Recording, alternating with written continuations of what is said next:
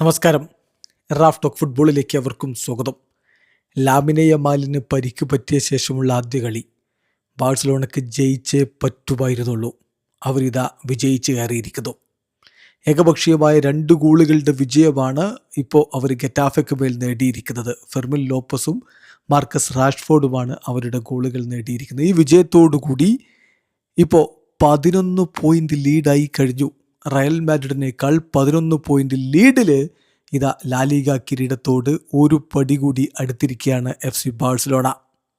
ഗെറ്റാഫയുടെ മൈതാനത്ത് വെച്ച് നടന്ന മത്സരത്തിൽ അവരുടെ മുന്നേറ്റങ്ങൾ നയിച്ചുകൊണ്ട് റൂണി, ലെവൻഡോസ്കി, ഫെർമിൻ ലോപ്പസ് എന്നിവരാണ് ഒരുമിച്ച് അണിനിരന്നത്.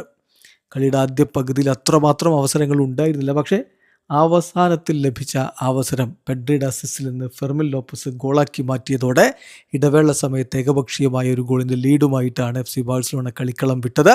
ഫെർമിൻ ആ ഗോൾ അടിച്ചിട്ട് ലാമിനെ യമാലിൻ്റെ സെലിബ്രേഷൻ കാണിച്ച് ഗോള് ലാമിനെ യമാലിനെ സമർപ്പിക്കുന്ന കാഴ്ച തീർച്ചയായിട്ടും അത് ഹൃദയസ്പർശിയായിരുന്നു. പിന്നെ മാർക്കസ് റാഷ്ഫോർഡ് കളിയുടെ 75-ാമത്തെ മിനിറ്റിലാണ് റോബർട്ട് ലെവൻഡോസ്കിയുടെ അസിസ്റ്റിൽ നിന്ന് മാർക്കസ് റാഷ്ഫോർഡിൻ്റെ ഗോൾ പിറക്കുന്നത്. അതോടുകൂടി 2 ഗോളിൻ്റെ മാർജിനിൽ അവർ വിജയിച്ച് കയറി.